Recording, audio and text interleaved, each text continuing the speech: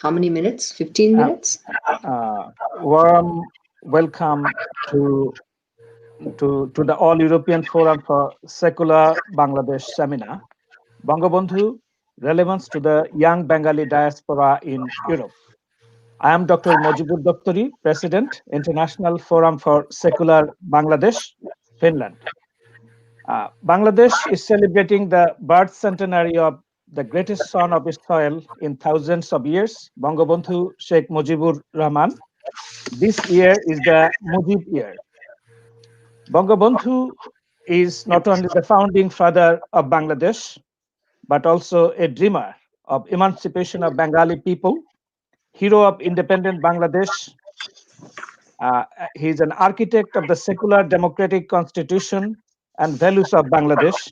He is a world leader of the height of Mahatma Gandhi with dedication to democracy. He is a beacon of hope for suppressed people of Asia and Africa. But in this age of digital social media, we see the rise of disinformation, hate speech, fundamentalist or illiberal politics worldwide. Bangladesh is no exception to this. Those challenges the idea of Bangladesh, a secular, inclusive, and equal society for all. It underlines the importance of Bangabandhu Sheikh Mujibur Rahman's relevance to the present world today, not only for Bangladesh, but for the whole world, particularly to the young Bengali diaspora in Europe. And those who are born, Bengalis who are born in Europe and elsewhere in foreign countries, many are not aware of their proud heritage of secular, democratic and inclusive society and values what Bangabandhu represents to Bangladesh and the world. That's why All European Forum for Secular Bangladesh has arranged today's seminar titled Bangabandhu, Relevance to the Young Bengali Diaspora in Europe. In this seminar, we have 5 distinguished guests among us. They are Her Excellency Saida Muna Tasneem, Bangladesh High Commissioner to the United Kingdom, Ireland, and Liberia, joining us from London. Welcome, Her Excellency Saida Muna Tasneem. Also welcome. Also welcome Barrister Nadia Chowdhury, Law Secretary, Forum for Secular Bangladesh and Trial of 1971 War Criminals. Warm welcome. Thank you so much for having me. Thank you. Julie Begum, Chair, Swadhinata Trust, a heritage organization based in London. Welcome. Good evening from London. Good evening. Tarun Kanti Chowdhury, President, All European Forum for Secular Bangladesh. He is joining us from Sweden. Welcome, Tarun Kanti Chowdhury. Thank you very much. Welcome. And Mr. Ansar Ahmed, Secretary General, All European Forum for Secular Bangladesh. He's a cultural and community activist. He's joining us from London. Welcome, Mr. Ansar Ahmedullah. Thank you. In this program, Her Excellency Saida Muna Tasneem is the chief guest of this program, and Mr. Tarun Kanti Chowdhury, President of All European Forum for Secular Bangladesh, will preside over today's seminar. Now, if some of you could just mute your mic, it would help to reduce the noise. Now I am requesting Ansar Ahmedullah, General Secretary of All European Forum for Secular Bangladesh, a cultural and community activist based in London, to provide his opening remarks for this seminar. Hi, and welcome to this truly international online event to mark the 100th birth centenary of Bangladesh's founder, Sheikh Mujibur Rahman, lovingly called Bangabandhu by his people. The event is being organized by the All European Forum for Secular Bangladesh, known as the Nirmul Committee in Bengali, and it's being streamed live on British Bangla News and on Facebook. We are really pleased to welcome our guests today. And first up, we have Her Excellency, the High Commissioner for Bangladesh in the UK, Saida Tasneem, who will give her keynote presentation, followed by, all the way from Bangladesh, Nadia Chowdhury, who is our Law Secretary of the Newman Committee. And I think she will talk about how the young are celebrating the 100th birth centenary in this corona pandemic restriction. Finally, we have Julie Begum, chairperson of London-based charity, the Swadhinata Trust, set up to promote Bengali heritage and history in the UK, who will respond to both speakers, and I'm sure she'll speak her mind. And of course, we have Tarun Bhai from Sweden and Mojib Bhai from Finland. And following the presentations, we will have time for discussion, and hopefully people will be able to put their questions to our panel speakers on the chat room, or they might be able to somehow, I don't know, technically appear in the screen. And in the end, like Mojib Bhai said, that Tarun Kanti Chowdhury will summarize the discussion and bring the event to an end. So as we've got quite a lot to get through within an hour, without much further ado, I'm now going to hand over to our moderator for the event, Dr. Mujibur Daftari, who is also our Newman Committee's president in Finland, to conduct the proceeding. So Mujib Bhai. Yeah, thank you, Ansar Ahmedullah, for your introduction. I would like to say that those who want to comment on these issues, they can write their comments in the comment section in Facebook Live or YouTube Live. So then we can see this, and our honorable guest will answer your questions. So before I request our chief guest Saida Tasneem to give her keynote presentation on the subject matter, I will provide a short profile of our chief guest to our audience. Saida Tasneem is a career diplomat. She is the Bangladesh High Commissioner to the UK, Ireland, and Liberia. She served as the head of United Nations wing at Ministry of Foreign Affairs. She was the Director General of Ministry of Foreign Affairs of Bangladesh and Ambassador to Thailand and Cambodia. Now I'm requesting our chief guest to give her keynote speech to this seminar. Yes, please. Thank you very much. Yeah. Just organizing myself. A very good evening to everyone, and assalamu alaikum to everyone who's watching this program. I want to start by thanking the International Forum for Secular Bangladesh, Finland, and its president, Dr. Mujibur Daftari, as well as the Secular Bangladesh UK, Mr. Ansar Ahmed Ullah, for inviting me here. It's great to be in this program with other very eminent personalities such as Nadia Chowdhury from Bangladesh, as well as Miss Julie Begum, Swadhinata Trust London, and of course with the All European Forum, and everyone who's watching it. I want to especially thank you for organizing this dialogue with young people who live, who are of Bengali origin, and they live in UK and Europe, particularly to reflect on how relevant the father of the nation of Bangladesh, Bangabandhu Sheikh Mujibur Rahman, and his values are to the young people today. And the legacy that he's left, how relevant is that legacy to learn from, by example, from Bangabandhu. So on the occasion of the centenary of the Bangabandhu, I just want to say how honored I am to be speaking here.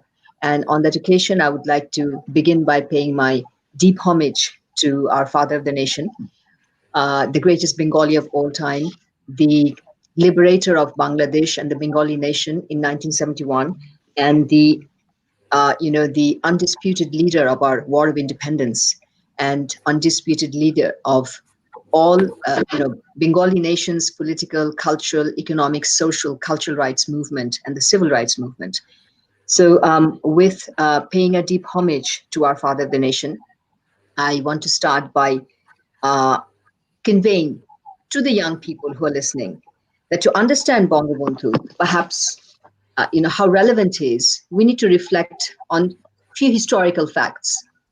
To start with, can we look at how Bangabandhu looked at himself? What was his philosophy for life, for human beings, for people and for politics? And if we want to understand his legacy, what was the values behind the man? What was his early childhood? How was he, leading as a young adult? His sort of meteoric political rise during the 40s while he was still a student in subcontinental politics, his values, his bravery and courage, and of course, the fundamentals of the state that he created, as well as his foreign policy, his humanism, and his culture of non-violence and peace. I think some of these legacies, to start with, like I said, if I can quote from Bangabandhu's unfinished memoirs, if anybody reads that book, and I recommend everyone to read this book, all the young people, to understand Bangabandhu and how relevant he is today, we should be listening to this quote. And he writes there that as a man, and this is May 1973, he's already the Prime Minister of Bangladesh. He's gone through 22 years of struggle from 1947 to 71, and then he's finally achieved an independent country. And then he writes his philosophy that as a man, what concerns mankind concerns me. As a Bengali, I am deeply involved in all that concerns Bengalis. This abiding involvement is born of and nourished by love, enduring love, which gives meaning to my politics and my very being. I think this particular quote defines what Bangabandhu was.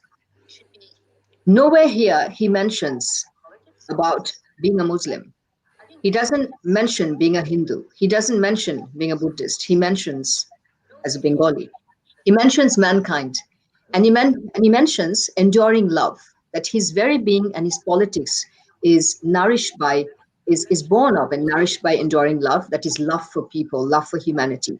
And that gives meaning to his politics and his very existence. So to understand Bangabandhu, I would like to ask our young friends, how many leaders in the world have done this self-assessment and given such self-reflection of what does he believe in as a human being? He believes in mankind, he believes in Bengali nation, and everything he's doing is done out of love.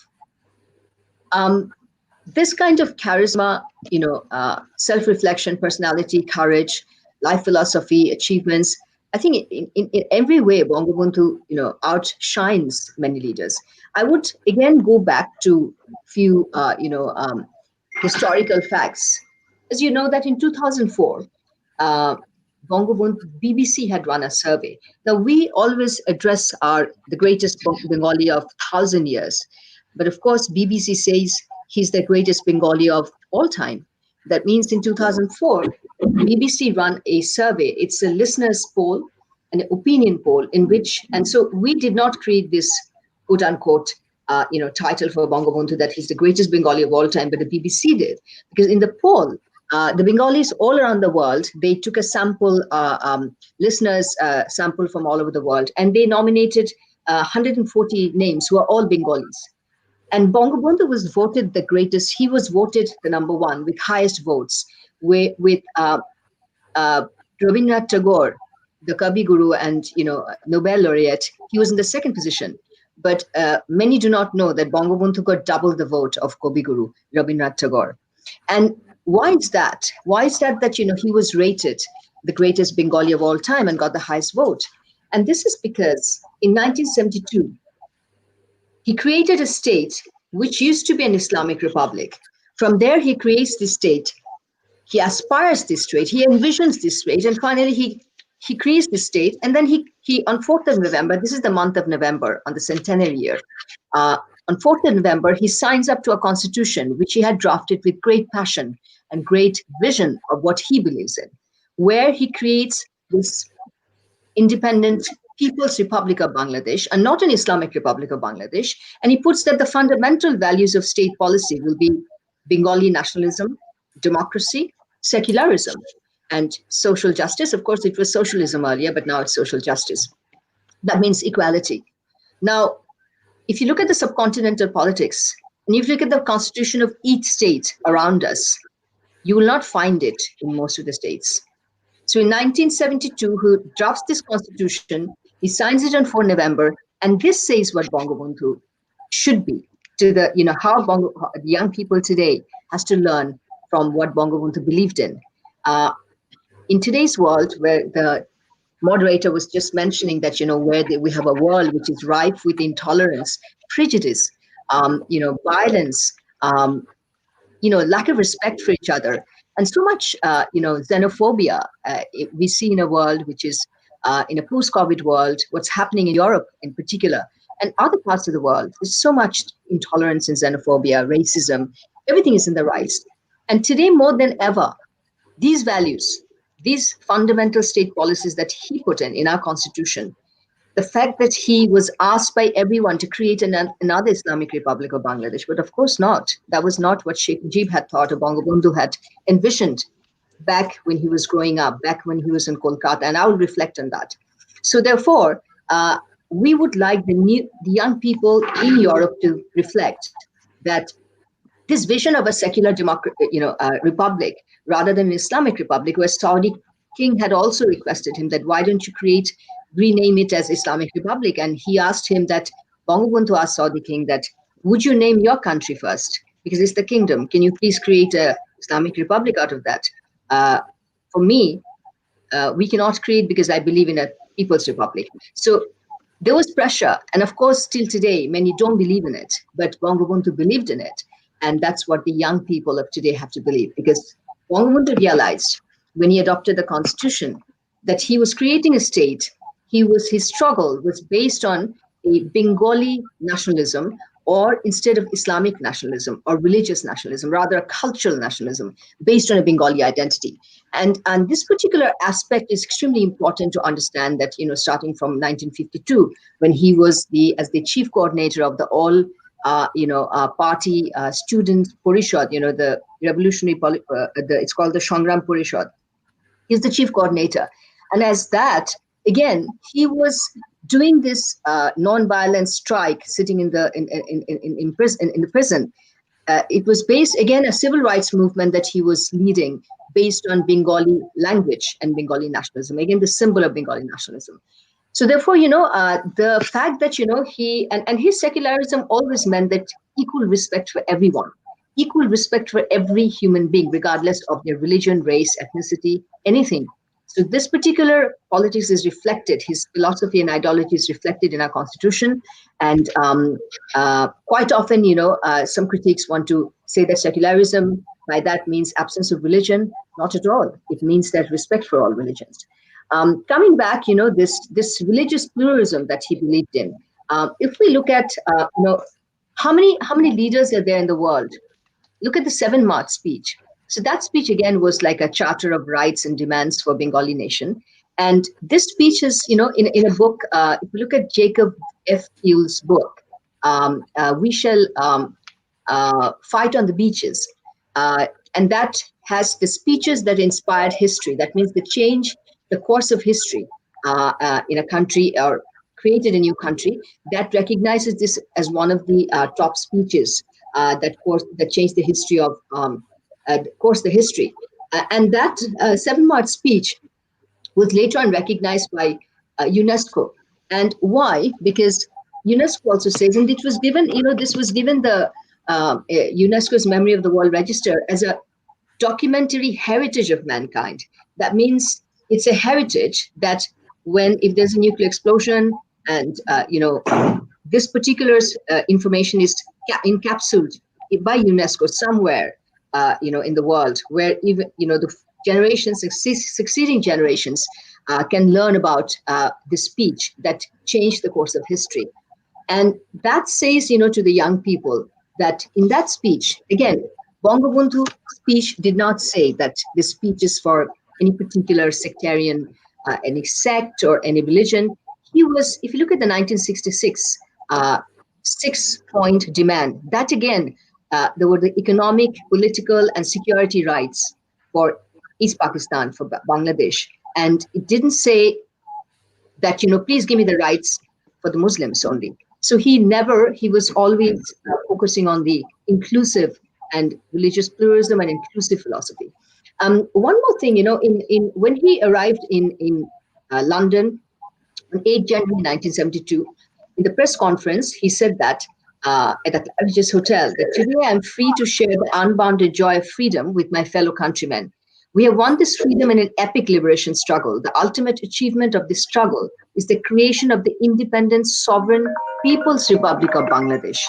Now, this is extremely important, from which my people have declared me as president while I was a prisoner in a condemned cell awaiting the execution of a sentence by hanging. This reflects that, Bangabandhu, while he was, and that in Pakistan jail also, he knew that his grave was being created.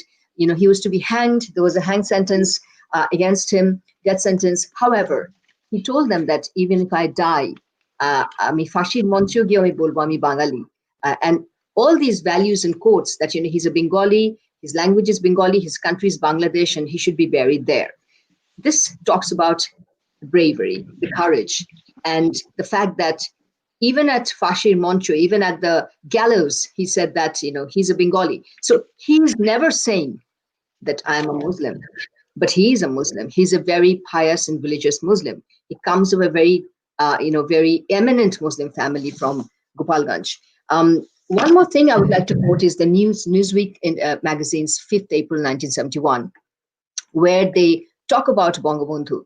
And the young generation in Europe, the young Bengali, should be proud to know this, that, they call him the poet of politics, but I want to particularly say the description of Bangabandhu. And they said that tall for a Bengali, with a touch of graying hair, a bushy mustache and altar black eyes, Mujib can attract a crowd of 1 million people to his rallies and hold them spellbound with great rolling waves of emotional rhetoric.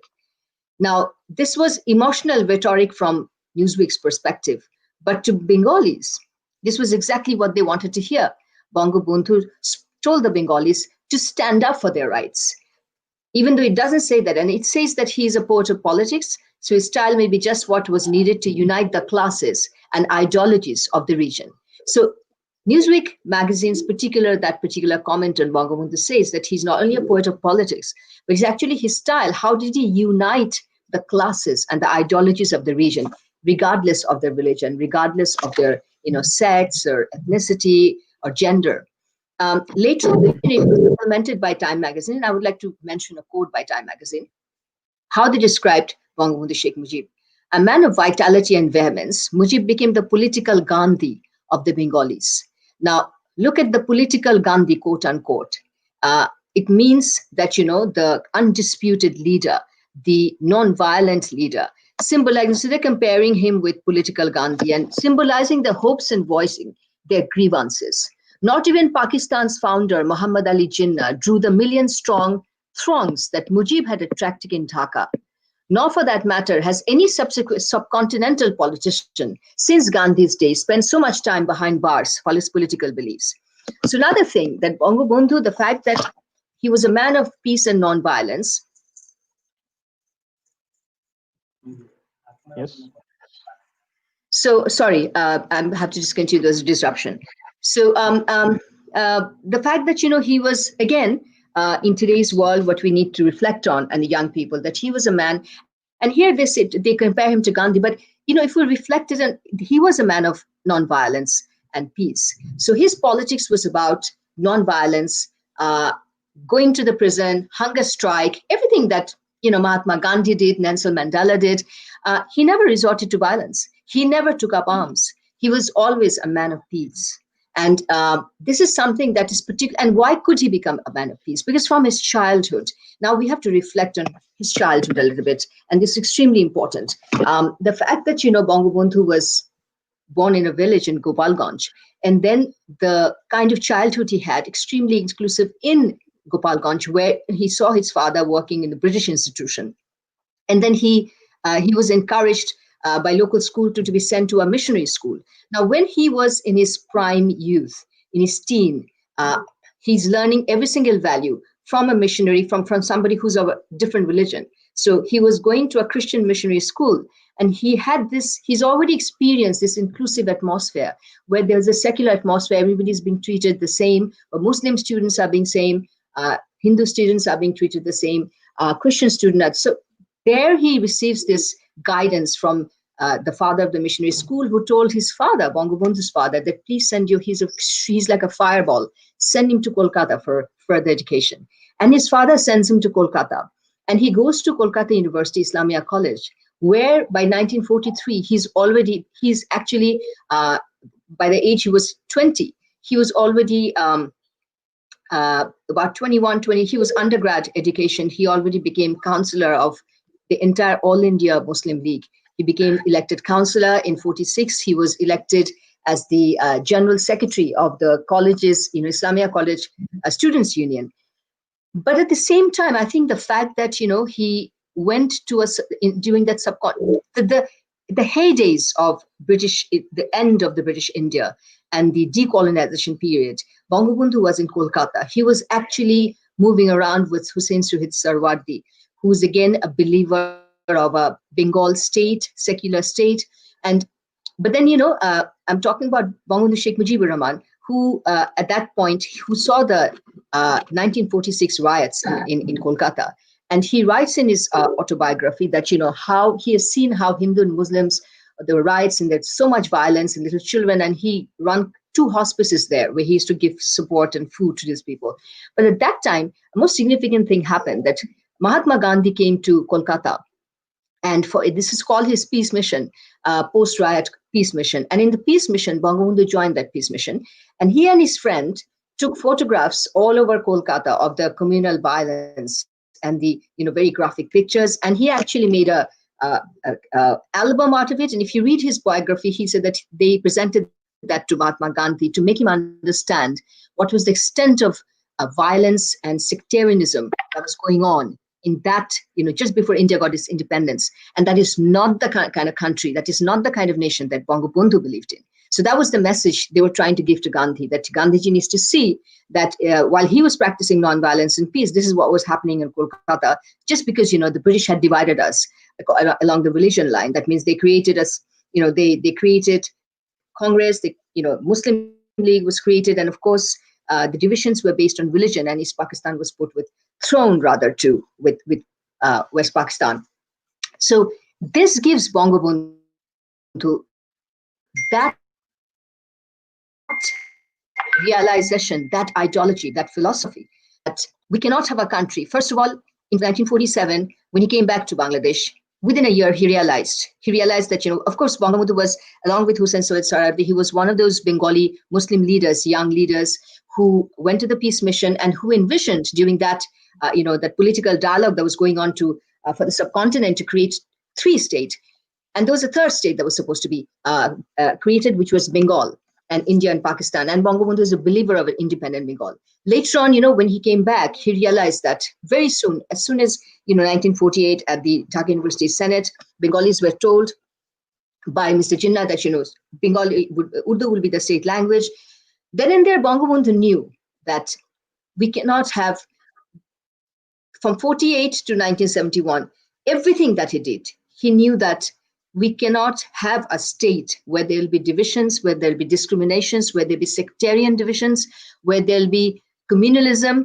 It has to be a republic. It has to be, anything. We should not, if you look at the 6 points, it is about actually the self-determination of East Pakistan. And it says that, economic rights, cultural rights, defense and security rights, everything that it did, he didn't believe, learning from the riots, that any state which should be divided along the lines of religion, or any state that would be created in the name of religion, cannot sustain. We cannot have sustainable peace and prosperity. The Golden Bengal that he envisioned, it essentially was based on a country, on a republic, where people will be all source of power, and there will be no repressions, oppressions, in terms of economic, social, cultural rights, civil rights, and at the same time, secularism and Bengali nationalism, based on cultural identity rather than religious.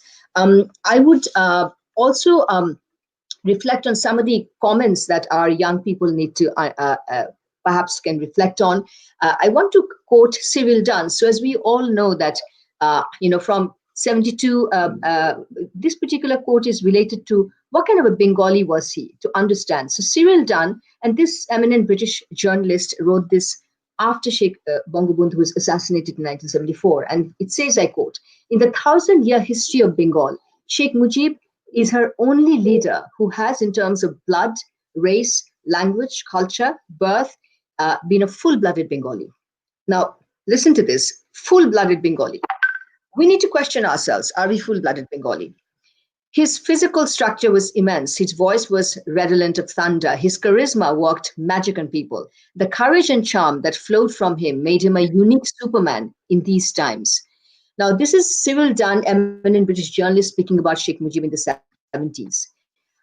We need to ask ourselves, is there any other leader that people have spoken like this, his charisma, any other leader in terms of the kind of fire that Bangabandhu had, the kind of charisma that he had, the kind of bravery that he had? Coming back to, of course, I want to reflect, I reflected a little bit in the history of Bangabandhu's growing up, within a secular atmosphere and looking the pros and judging and assessing the pros and cons of what could have happened to Bangladesh if we had created it as an Islamic Republic. So that is where we need to salute him on his centenary, and that is where we need to take the inspiration from. One more thing I would like to reflect on is his foreign policy. And as you know that I mentioned the Constitution of Independent Bangladesh, and again, from 72 to until he was assassinated in 1975, less than 3.5 years, Bangabandhu is, right away, he started campaigning for recognition of Bangladesh. There are many states like Kosovo, Bosnia, many independent states, East Timor, that were created in this century. It took them years and decades to get recognition. Bangabandhu got recognition for Bangladesh, universal recognition, within 3 years. That is in 1974, when he went to United Nations. But his foreign policy was friendship to all, malice towards none.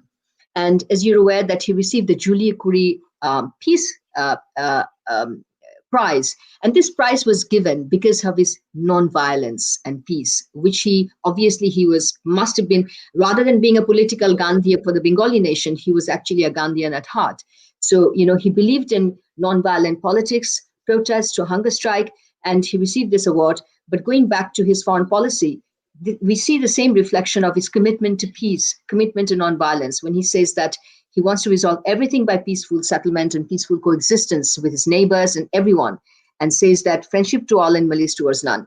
So from 72 to 74, by that time, we have already received universal recognition, except for 3-4 countries in the world. And I don't want to name them. We received everybody's recognition at the United Nations. He already took Bangladesh to international forums such as the Commonwealth in the UK, and an online movement, and even the OIC at the Lahore summit, just before where he met Pakistan Prime Minister, and he was taken there by his friends from the Middle East. And there, he went to the online movement, and Fidel Castro said that I haven't seen the Himalayas, but I've seen Bangabandhu, Sheikh Mujib, and that is enough for me to understand. So these are the kind of friends and the comrades that he picked up when he went to non-line movement in 1973. And that was his first, after Commonwealth, that was his first international meeting. And there he had this charismatic non-line movement leaders. Everybody supported him. And he said that I need to become a member of the OIC. And he had this balanced foreign policy. And everyone said that, well, we'll all take you to 1974 Lahore summit. And there, Bangabandhu had Pakistan recognize Bangladesh. And then he had Indian troops removed for Bangladesh in the regional politics. If you look at, apart from geopolitics, right at that time, he had, signed this 30-year friendship treaty with India, and also the 1974 land boundary. He actually settled land boundary with both our neighbors. So with India peacefully, and also with Myanmar. If many people don't know, but in 1974, we also signed one with Myanmar. And, look at his foreign policy. From the foreign policy, where he receives 116 international organizations recognition and membership within these 3 years, he had tremendous hunger for bringing Bangladesh to the international, arena, and to showcase what Bangladesh is made of. I would also like to mention that, reflect a little bit to understand Bangabandhu for the young people. What did he say at the United Nations? It's extremely important to reflect on his UN speech. So he was the first Bengali leader or independent Bangladesh's prime minister who goes to the United Nations, and he delivers his speech in Bengali. And this speech is perhaps Bangladesh's best speech ever. And I do, as a documentation, again, I call upon my young friends to actually read the speech. It's available on the net. If you go to the you Google it, you'll find it. It's available in the United Nations. And in that speech, Bangabandhu doesn't speak of Bangladesh. He speaks of global people. He speaks of people who are oppressed, repressed, disenfranchised all over the world. His sympathy is always with the people. And there's a famous quote. It says that the world is divided into two, the oppressed and the oppressor. And I'm always going to stand next to the oppressed. In the US, thank you, Honorable High Commissioner. Our time is limited. I know. I'm finishing right now. So with this quote, I'll finish.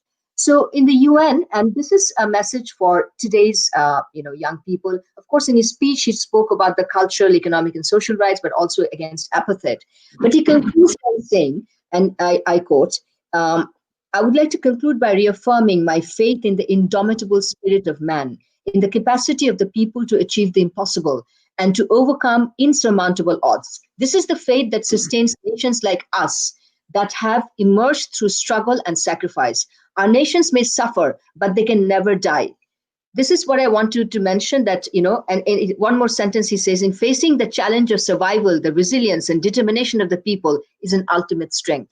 So in today's world, in post-COVID, where we're all struggling, young people are struggling, and there's so much xenophobia and intolerance, I would urge upon them to take inspiration from this particular spirit of Bangabandhu, ideology. He believes in the indomitable spirit of mankind and believes that mankind can survive by human strength if they believe in resilience and determination to survive. Thank you very much. Yeah, thank you so much, Your Excellency Saida Muna Tasneem, the Honorable High Commissioner of Bangladesh to the UK, Ireland, and Liberia, for your informative and very insightful speech. I think the young people of Bangladesh origin will definitely benefit from your very beautiful speech. Now, I'm requesting Barrister Nadia Chowdhury, a young leader and law secretary of Forum for Secular Bangladesh and Trial of 1971 War Criminals, to talk about how youths are celebrating Mujib Year in Bangladesh and abroad.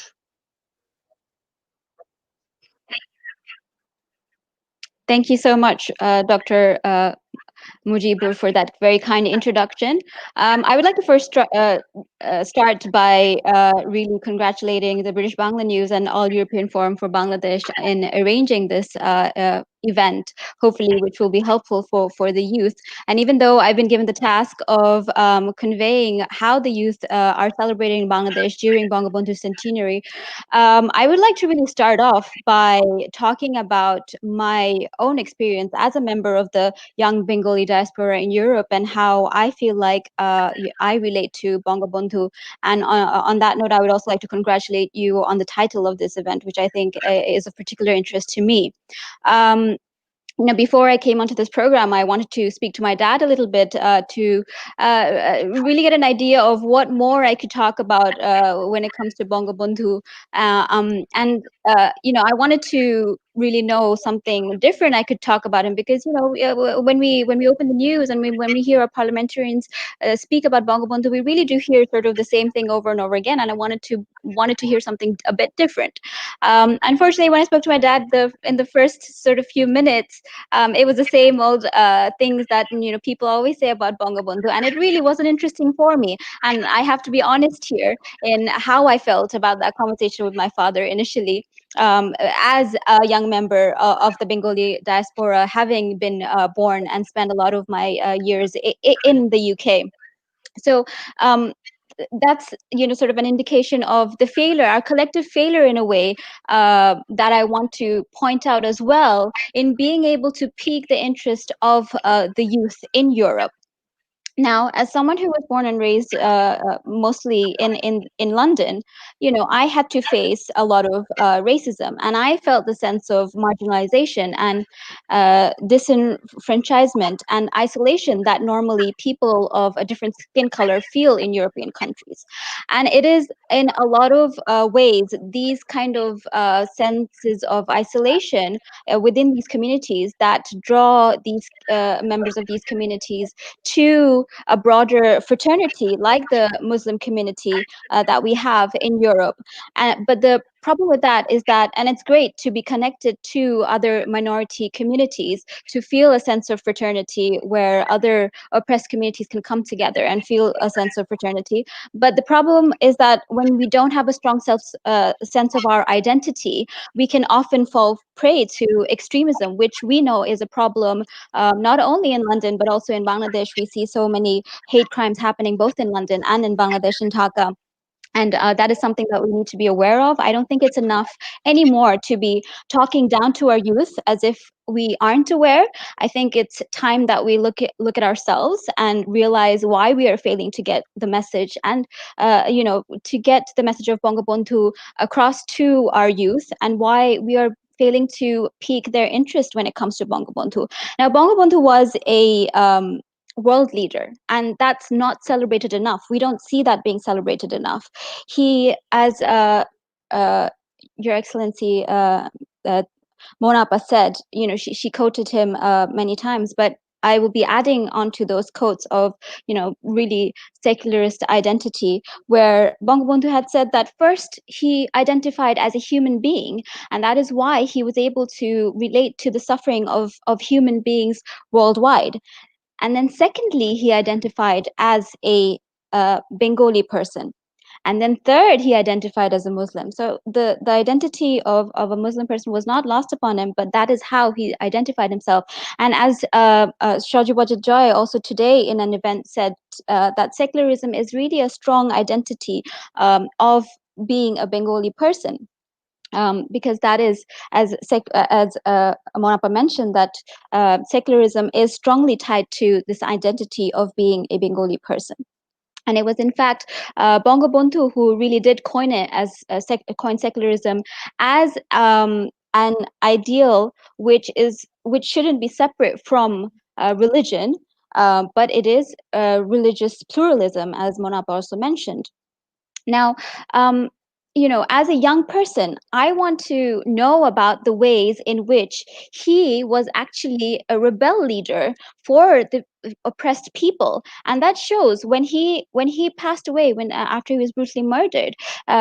We saw these world leaders, these other world leaders, come to pay their respects, and you saw people like Yasser Arafat, Tito, Saddam Hussein, Mandela, Castro, Gandhi. All these people paid their respect because he was a world leader who had actually spoken up for the people, for oppressed people around the world. He spoke up for Vietnamese people. He spoke about Palestinians, the suffering of the Palestinians. He spoke about South African, Zimbabwe. He spoke about all these people who were seen as oppressed people around the world, not just for Bangladeshi people. So it's important that we recognize him as a world leader, and not just a product of Bangladesh or a leader of Bangladesh. And the way our youth can relate to him is not, we don't want to, it's great that he has been recognized as the greatest Bengali of all time. It's great that he's led us into independence. All these things are great. It's great that whenever a member of parliament speaks in parliament, he pays his respects to all our martyrs, and they spend minutes and minutes talking about these things. But I want to hear something new.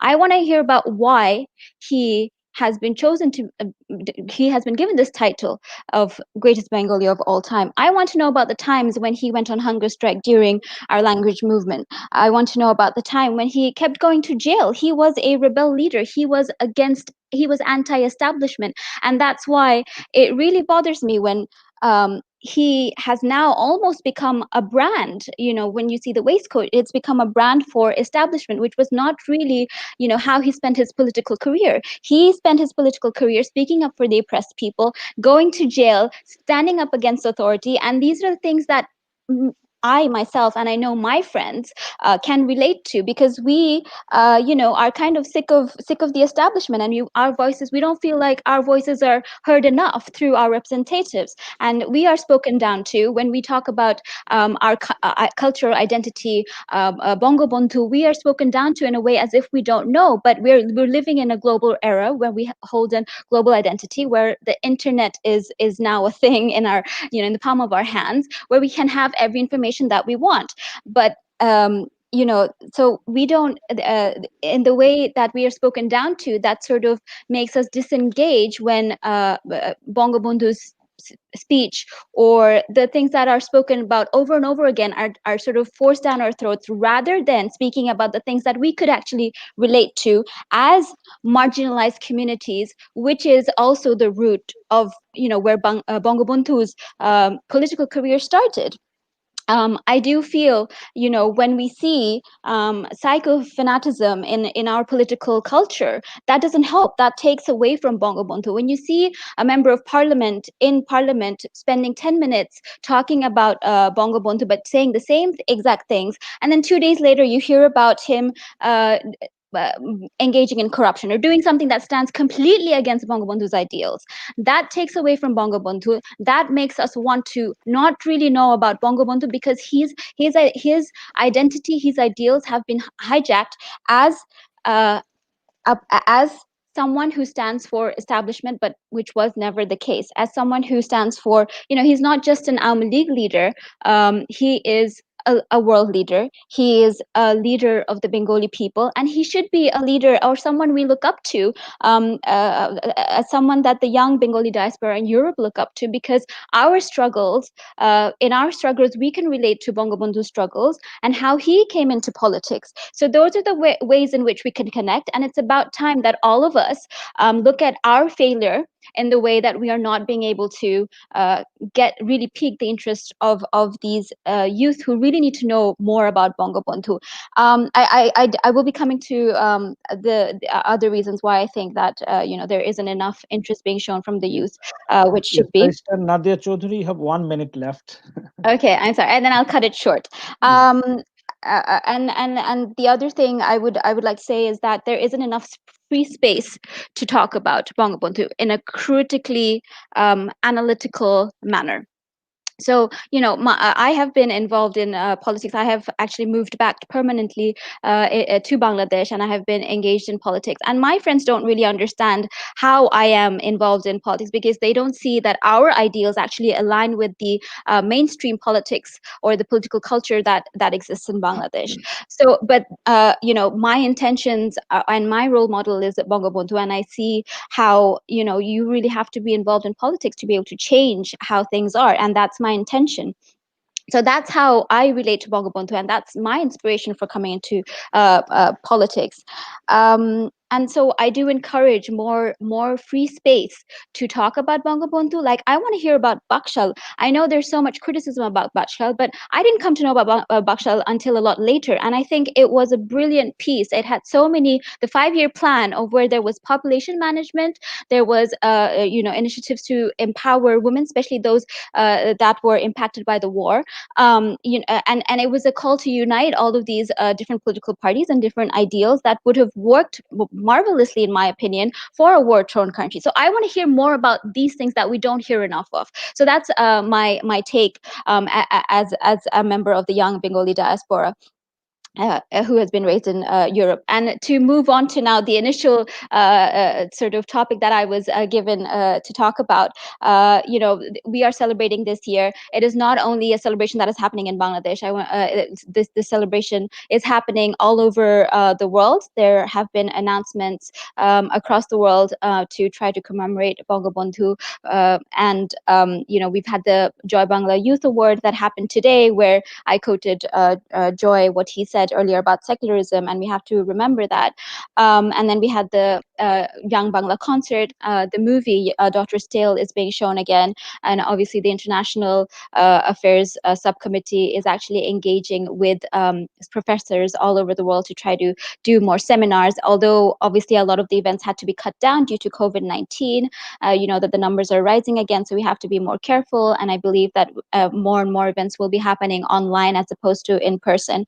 So those are my 2 takes, and I hope that was interesting for you to hear. I wanted to give a fresh perspective from a young person's point of view, and I hope that came across. Thank you so much for giving me this time. Yeah, thank you so much, Barrister Nadia Chowdhury, for your interesting speech and a marvelous youth perspective on Bangabandhu. Thank you so much.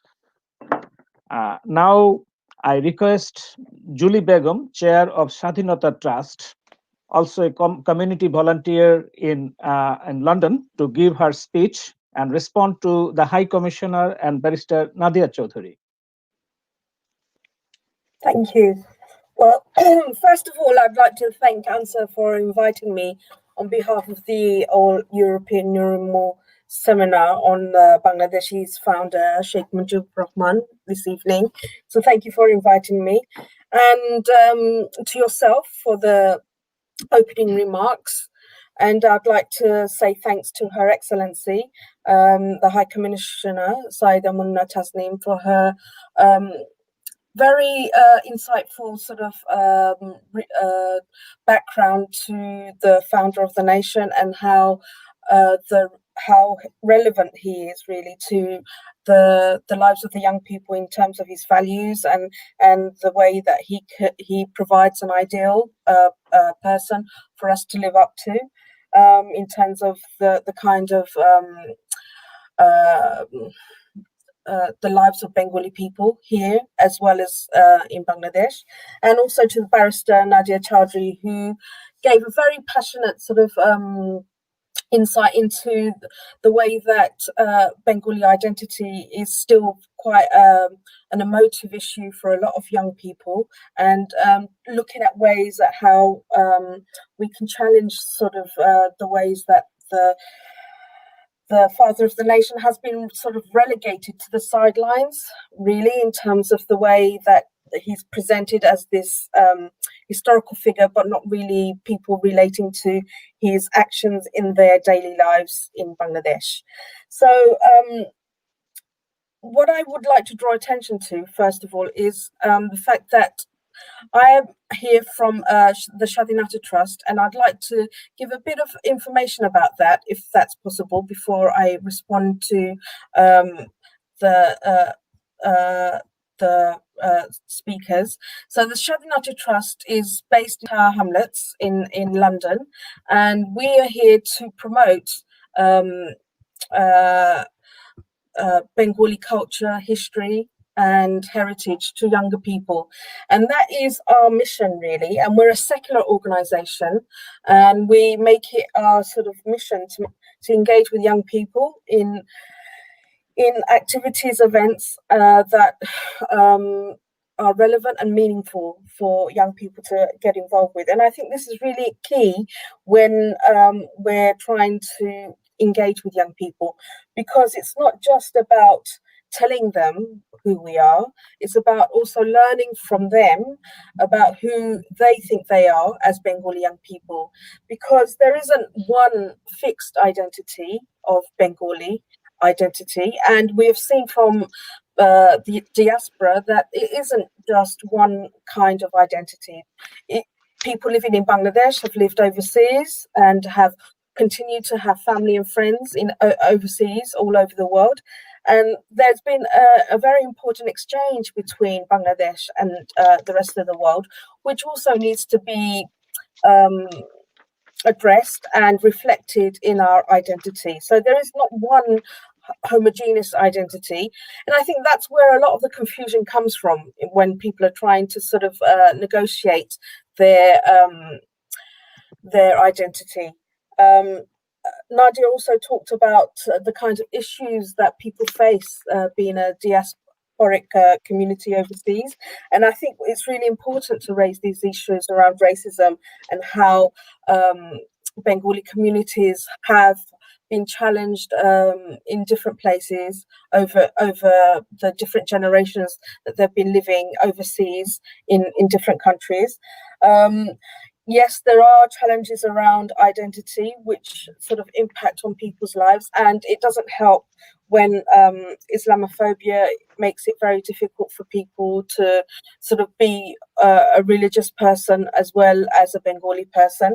And I think there is risks of young people falling into radicalization or extremism because the Bengali communities haven't been able to sustain a strong cultural identity because there's been so many challenges for those diasporic communities in overseas countries that come from racism, but also the lack of opportunities for people to be able to sustain the kind of cultural identity that people need in order to have a very strong Bengali identity. Before, in the UK, there used to be supplementary schools and classes where Bengali culture and language were a very strong part of the community activities. Over the years, these things have been cut back and not been established in the way that they should be. Other cultural organisations have come and gone. And so it's been very difficult to keep that kind of sustained cultural and political sort of presence under really difficult challenges. And it's not a coincidence that, you know, Britain has chosen to leave the European community because, you know, the way that the people here who feel about their relationship to Europe has also had an impact on the way that they feel about their position to the rest of the world. So because the fact that immigration and racism has had a really a very strong impact on the communities that live in the UK, it's made it very difficult for the Bengali community to sort of have a strong sense of who they are because there isn't the kind of resources here for people to do that. Also, the kind of Islamophobia that's around in the world has what's that's done is has pushed people into making choices about their identity, which have not been very comfortable for the people living in these countries either. And I think it's not to give excuses, but I think when people are being threatened by the state or by the mainstream culture, it's very difficult when people have to choose between, is it their language or is it their culture or is it their religion? And people end up choosing their religion because that's the thing that ties them to their family in a very strong sense. So I can see that there's been lots of challenges, and the fact that, you know, religion is a very important challenge to the kind of things that we are trying to deal with. And even though the father of the nation was very clear about being a republic and a secular state, that has been worn away in Bangladesh itself, and there's been huge challenges in Bangladesh, and these challenges has also been faced in other communities all over the world, at the Bengali communities. So because people are feeling threatened and have been threatened about different things about their lives, it's very difficult for people to make choices where they are feeling proud about their Bengali culture and heritage, because we haven't seen very good examples either in Bangladesh or in the UK sometimes, or in other places. Yes, we do have representations in Parliament and local government, but even so, it's not enough, really, when we see the Bengali identity or culture being sort of challenged on a daily basis, and the foundations of Bangladesh have not been realised in the current politics of the country that's already there. So in all, I think there is a lot of challenge for young people when they have to make choices about their identity. And I think it's important to understand that it's not going to be a simple matter of just saying I'm a Bengali. I think it's really important to actually create opportunities for people to discuss their identity in a way that's going to be a meaningful and relevant experience, and for people to be able to say, that what they are without having been told or being forced to be something that they're not. So I'd like to, from the point of view of the Swadhinata Trust, we are engaged in projects which engage young people about their experiences in the UK, their experiences as young people, but also as members of their community, getting them to connect with the history and culture of Bengalis in Britain, but also celebrating their cultural heritage by taking part in festivals and events like the Boishaki Mela. We also are supporting with projects around music and musicians of Bengali origin. We work with documenting sort of our anti-racist history in the UK. We work currently with organisations that are looking at how Bangladeshis are being challenged by the coronavirus pandemic. So what we're trying to do is to make sure that we stay relevant in the lives of the people that we are working with in our communities. And I think that's the one way that we can really make sure that we engage young people really in the life of their communities, but also to help them connect with their origins and their Bengali culture.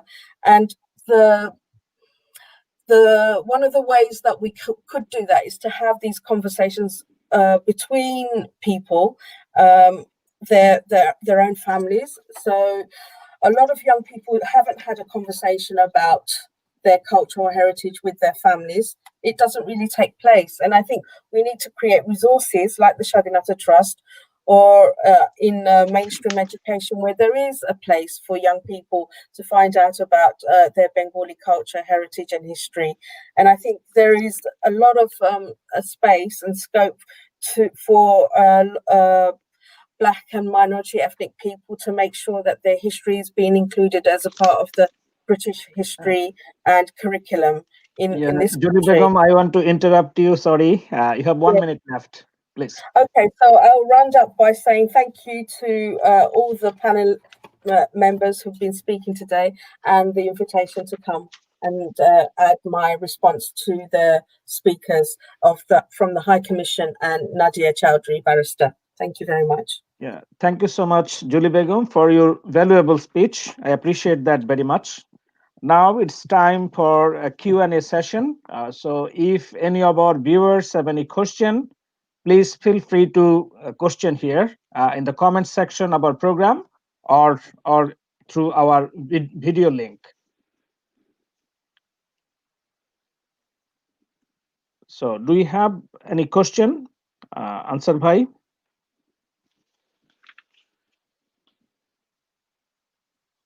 I don't see any question. In that case, probably I should, okay. Farin Daula, inspiring words of Bangabandhu, the father of our nation, by our Honorable High Commissioner. As a nation, we must carve out religious fundamentalism and promote peace and tolerance, just how Bangabandhu envisioned a secular nation. Thank you so much, Farin Daula, for your comments. Prashanto Purokayastho, written, thanks for delivering such an authentic and crystal clear explanation. Honorable High Commissioner Saida Tasneem, much appreciated. Thank you, Prashanto Purokayastho. Imran Ahmed Chowdhury has written, excellent presentation. Thank you, Mr. Imran Ahmed Chowdhury. And Vikas Chowdhury Borua from Netherlands has written, enjoying. Thank you. Shahid Rahman has written, important issues are being discussed about Bangabandhu. Greetings to all the guests. Thanks. Thank you, Mr. Shahid Rahman. Nuruzzaman DCO has written excellent program. Thank you, Mr. Nuruzzaman DCO. He's from Bangladesh. Prashanto Purokasto, this presentation should be shared widely in Bangladesh. I wonder about the number of citizens in Bangladesh born after liberation are aware of these true facts. Thank you so much, Mr. Purokasto. Wonderful presentation you have written again. Thank you so much for your feedback. Chris Blackburn has written excellent speech from Her Excellency Saida Tasneem, very informative about Bangabandhu's ideals and work. Thank you so much, Mr. Chris. Prashanto Purokasto written, very well said. Thank you, Mr. Purokasto. Fariendola has written, very well said, Nadia Chowdhury. We need to focus on Bangabandhu's ideals that young people can relate to. Thank you so much. Jayanto Purokasto has written, I am proud of you as a Bangladeshi Canadian because excellent speech. Thanks. Thank you, Mr. Purokasto. Please, Blackburn has written, is there a European Civic Award, much like Joy Bangla Youth Award, that recognizes the work of young organizations and individuals who follow and live the ideals and values of Sheikh Mujibur Rahman? That is okay. Nadia Chowdhury has written, Fariendola, thank you so much for Farin. Yeah, thank you. So these are the comments so far we have got from feedback we got from our audience. So if we don't get any, okay, Salim Samad has written, Daftari Bhai and Ansarullah Bhai, Bengali is Bengali, not Bengali. The speakers are making wrong connotation, which is in contradiction to Bangladesh Constitution. Okay, thank you so much, Mr. Salim Samad. Yeah. Mujib Bhai, can I interrupt? I'd like Yes, to please. respond to some of the recommendations that have been, or some of the, aspirations that Nadia has put forward, as well as Ms. Julie Begum. Could I respond to that? I mean, Yes, one or please. two. Yes, Why please. not? I think there are a number of issues that are brought up, and particularly all the people that have written. Yes, I had mentioned sort of in a limited time what the international community thought about Bangabandhu. I tried to give this message that every Bengali should be, or Bangladeshi, or overseas Bengalis in UK and Europe should be proud. Every young person should be proud if they have any linkage to Bangladesh, because without Bangabandhu, there would be no Bangladesh. So I wanted them to feel proud about this great world leader that we had the opportunity to have been led by. And today we have a country. They mentioned, Miss Julie Begum mentioned that, the secular state policy are wearing away. Actually, the state it is just the opposite. You see, right now we have Bangabandhu's daughter, Prime Minister Sheikh Hasina, who's been the Prime Minister for the last 10 years. And in 10 years, she's consistently, systematically tried to bring back what was taken away in 1975. Now, this is true that the ideology of a Bengali nationalism-based secular state was Bangabandhu's greatest gift to Bangladesh. However, there are people who opposed it, and there are people in Bangladesh who still oppose it. So we need to understand that in our statehood, there's this people who are conflicting, who are actually against this Bengali nationalism, secularism, how far they would benefit by that. Now look at today's Bangladesh. So in 1972, the constitution that I spoke about, it was actually tainted. It was destroyed in 1975.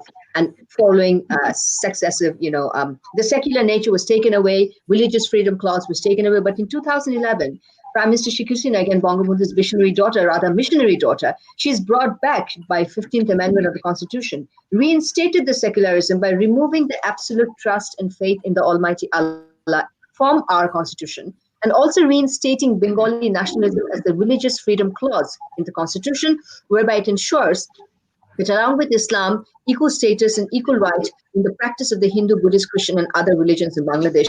She's also included transgender. So in our passport form, where there are, you have three genders, you're either male, female, or you can be other. So transgenders have been given a strong recognition. This is the inclusive secular policy, that Prime Minister Sheikh Hasina has, it's like the legacy of Bangabandhu that she's carrying forward. Now, if we were not this secular state, what we would have been is an Islamic republic. And if you listen to even Prime Minister Imran Khan's speech, and many civil society, many civil society people, many journalists who are pointing out today that had Bangladesh, this Bangladesh, which was created in 1971 as a poor country, there was clear racial discrimination against the Bengali nation and the Bengali people. Sorry, I must say Bengali people. And, there was clear discrimination, racial discrimination, xenophobia towards us. And, it's just, undermining our identity. So from that perspective, had we not become, if today it was not being nurtured by the state, who else will nurture it? So the state is consistently nurturing it because of these inclusive values. Our per capita income has gone up. Bangladesh is still, in terms of Human Development Index, the number one country in South Asia. So right now, our human HDI index are only competing with Sri Lanka's. But look at our population, and in terms of people's life expectancy, in terms of growth, World Economic Forum, in terms of gender parity in South Asia. World Economic Forum numbers say that we are the top country in the world where there is least gender disparity. So from many perspectives, the fact that we are inclusive, we are hanging on to our Bengali nationalism, there's great hope for young people in Bangladesh like Nadia. I think that there's a revival of Bengali nationalism because of 10 years of consistent, assertion of this Bengali cultural identity. So for young people, I would like to say for Julie Begum that, in the United Kingdom, you're absolutely right, that we need to have a Bangladesh Cultural Center. The Bengali community can actually take pride in their, you talked about resources, but right now we don't have one. But I would encourage everyone to stay connected to the High Commission, and any cultural identity program that we want to assert are, the fundamentals of young people, how they can take inspiration from our Bangladeshi, Bangla cultural identity and Bangabandhu's ideologies. I think we need to work more. And somebody suggested... Honorable High Commissioner, there is one question to you Yes. by Prashanto Purokayasto. Question is, what is the master plan for the government to establish Bangabandhu's Bangladesh? Would you please answer that? I think the master plan is already been laid out by Prime Minister Sheikh Hasina in her Vision 2021 and Vision 2041. In that particular vision, there is no discrimination. Even yesterday, our Honorable Foreign Minister of Bangladesh gave a speech, and this was an international conference that Poland has organized following the recent, racial sort of xenophobia and violence and terrorism in France. So in that particular, meeting just yesterday, our foreign minister has unequivocally reaffirmed that, I would just quote from his speech, and he says that Bangladesh has steadfastly maintained a peaceful coexistence of different groups and ensured the safety and security of all citizens, irrespective of their religion or background. And religion pluralism is a cornerstone of the secular identity of Bangladesh. And this emanates from the fundamental principle laid down for the state by our father, the nation. Now, responding to his question, that is that not the master plan? But of course, there are more action-oriented, projects that the government has undertaken, including, we have brought in the Qawmi Madrasa education into the mainstream. This is a humongous Herculean task, but, our Prime Minister has achieved that. Today, what we want to see is everybody getting a science education and English education, mathematics. That's exactly what's happening. So, de-radicalizing people or young people who might be victim to a wrong interpretation of the religion, or trying to, sort of draw them into religion-based politics of fundamentalism. What is the government doing against it? There are quite a number of projects in that area. So we are also in the global combating, extreme violence. We are a executive board member of that organization in Geneva.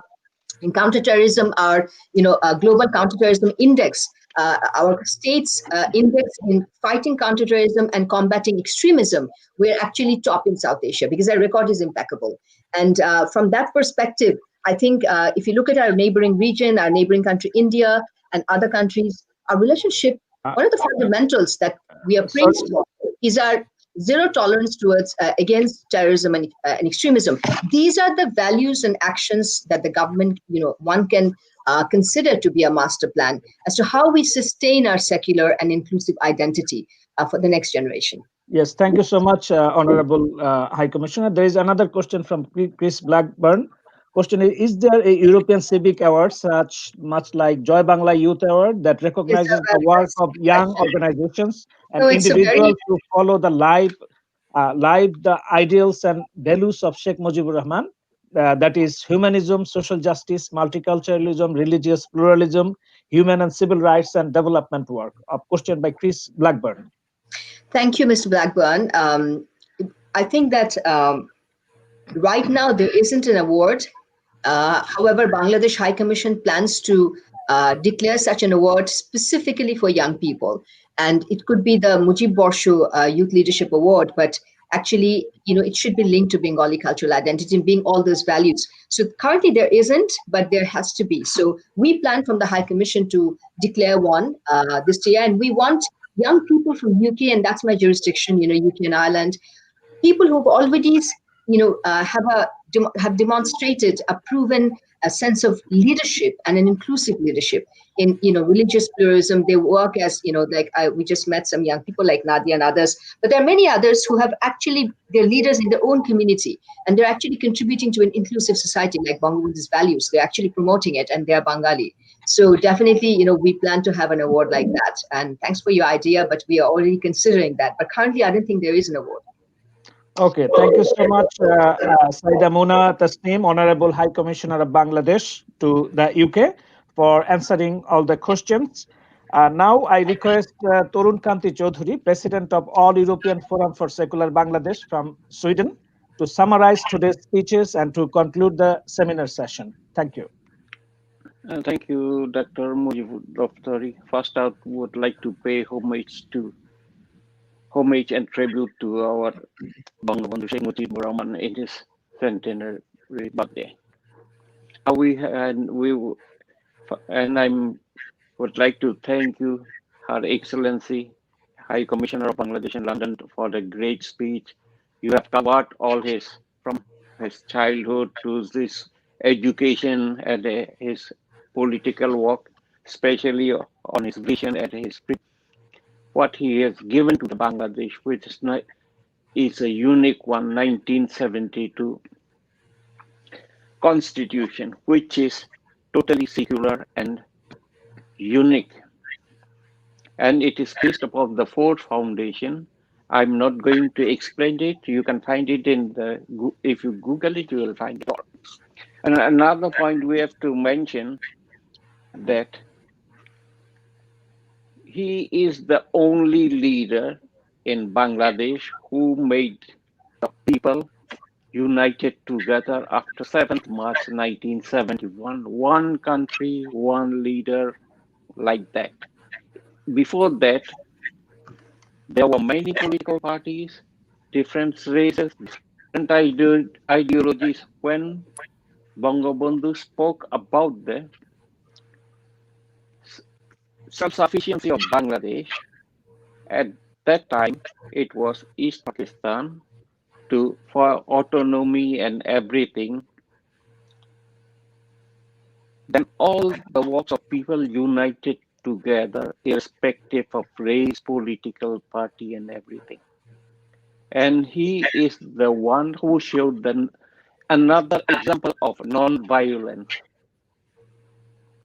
When he said everything should be closed, admission should be paralyzed, everyone listened to him. He was the only one leader in the Bangladesh at that time. Then he have given that 7th March speech became historic, and it is recognized by the UNESCO as well. And he was another Bengali person who gave the speech in United Nations in Bengali as well. When you go through his life history and everything, you will find, first, he was attached with the Muslim League, then became Muslim Awami League, then became Awami League. He is another example. What he felt, he did it. His words and works get hand by hand. That's why everyone respected him and loved him. And if we go through his life history, we will find how he made his changes. He is the change, like Gandhi said, you must be the change if you want to see the change. So he pushed up the humanity above all. humanity came first, then came nationalism, then religion came at last because it's a personal matter. So this was his about the life history, and we must follow his ideology. We must know his goal, what he wanted to make Bangladesh to become a golden Bangladesh. And our Barrister Nadia Chowdhury had said something about corruption against racism and how they feel from the second generation of diaspora. Thank you for that. And Julie Begum talked about Bengali identity, the role of the trust, engagement of the diaspora to maintain culture, tradition, heritage, and history. And we have some questions and answer and everything, and Her Excellency explained it very well. So it was all thing about Bangabandhu Sheikh Mujibur Rahman, we pay tribute to him as well. Thank you very much. Yeah, thank you so much, Mr. Tarun Kanti Chowdhury, President of All European Forum for Secular Bangladesh, for your valuable remarks and concluding remarks. So I take this opportunity to thank our distinguished guests for taking their time to participate in today's seminar on Bangladesh, Bangabandhu's Sheikh Mujibur Rahman and his values and ideals. I thank Her Excellency Saida Muna Tasneem, Honorable Bangladesh High Commissioner to the UK, Ireland, and Liberia. I thank you so much for giving your time here, Your Excellency. Thank you. I really enjoyed it. Yeah, I thank Barrister Nadia Chowdhury, Law Secretary, Forum for Secular Bangladesh and Trial of 1971 War Criminals. Thank you for coming, giving your time, though it's very midnight in Bangladesh. Thank you for staying with us. And Julie Begum, Chair, Swadhinata Trust from London. Thank you so much for coming. And Tarun Kanti Chowdhury, President, All European Forum for Secular Bangladesh from Sweden. And Ansar Ahmedullah, Secretary General, All European Forum for Secular Bangladesh from London, United Kingdom. I thank British Bangla News TV for broadcasting this seminar. I thank the viewers of British Bangla News for staying tuned with us to listen to us from our valuable guests, so that and also the youths, Bengali speaking youths in Europe and elsewhere, for staying with us. So in this Corona pandemic, I wish you stay safe, stay well, and keep others safe. Joy